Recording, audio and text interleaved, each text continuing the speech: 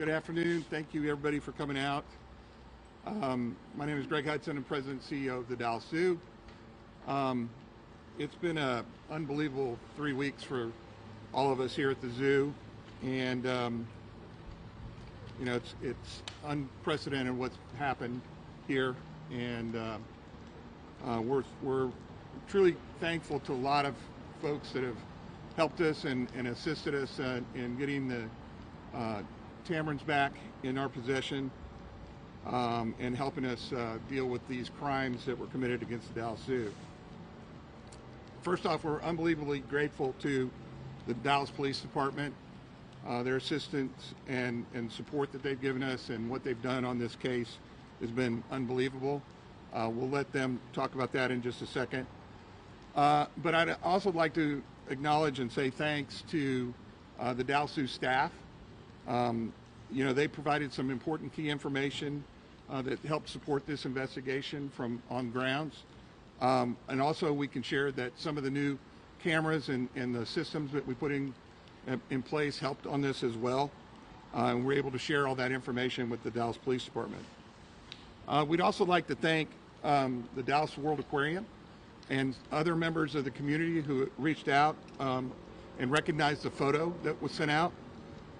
Those tips and those things that were sent in were extremely helpful, and we want to say thank you to the Dallas World Aquarium and to the other members of the community who gave us information. Thank you.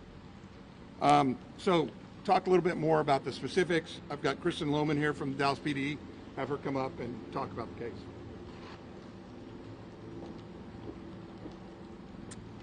On Thursday night, Dallas police arrested Davion Irving, 24, in connection with the Emperor Tamarin monkey case that was here at Dallas Zoo. Preliminary investigation and help from the public identified him as the man that we were looking to speak to regarding this case.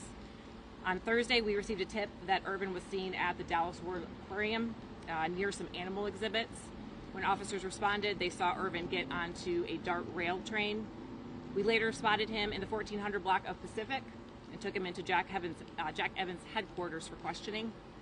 He's been charged with 6 counts of animal cruelty, non-livestock, in connection to the Tamarin monkey case. In addition, there have been 2 charges of burglary into a building. Those have been filed. Those are in connection with the clouded leopard and the Langer monkey case. The investigation into the death of the vulture is still ongoing. He has not been linked to that case at this time. And of course, all 4 of those incidents are still under investigation. There are further charges possible, and he is still in the Dallas County Jail. I'm going to turn it back over to Greg because he has a little bit more, but we'll take more questions at the end. Thanks, Kristen. And obviously, Dallas Police Department is handling all the parts of the investigation. For our institution's point of view, and what we need to do is we're working on putting in the controls and upping the security to make sure that things do not happen like this again. We've talked about this before, but we've added more cameras throughout the facility. We've added more patrols.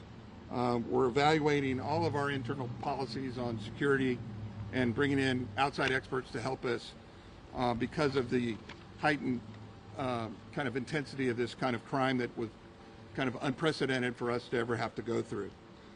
It's important for us, and it's critical for us to not do everything we can to do everything that we can to not have this happen again, but also to share this with others in the zoo community as well. We all learn from that. This institution has gone through many things that we've shared with other institutions that have been helpful in raising the standards for zoos and aquariums across the country. So we're going to continue to do that, and our job is not finished. We are focused on preventing this from ever happening again. I'm going to have Harrison come up here and talk a little bit about the staff and some of the animals in particular. Harrison.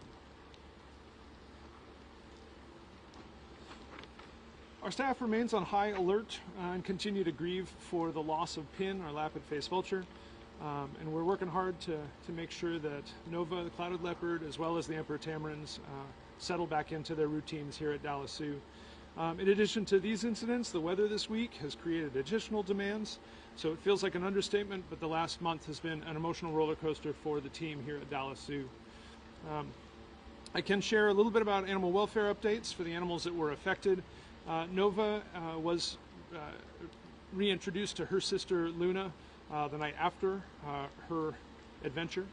The two of them have settled back into a routine and are on habitat again for guests to visit with on Primate Place and Zoo North. Our Langers are doing fine and spry despite old age. They're all between 20 and 30 years of age and were impacted by the stress originally, but have settled back into a routine now.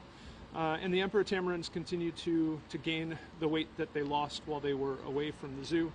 We have them in a quarantine setup at the hospital right now because they were away from the zoo and potentially in contact with people and other animals. We're treating their return to the zoo as if they were coming from an unknown source. So they're in a medical quarantine right now to make sure that they settle back in, that they regain some weight, and that the stress of their theft and removal from known habitat doesn't have longer lasting effects on them. So we continue to care for them in a protected setup that way.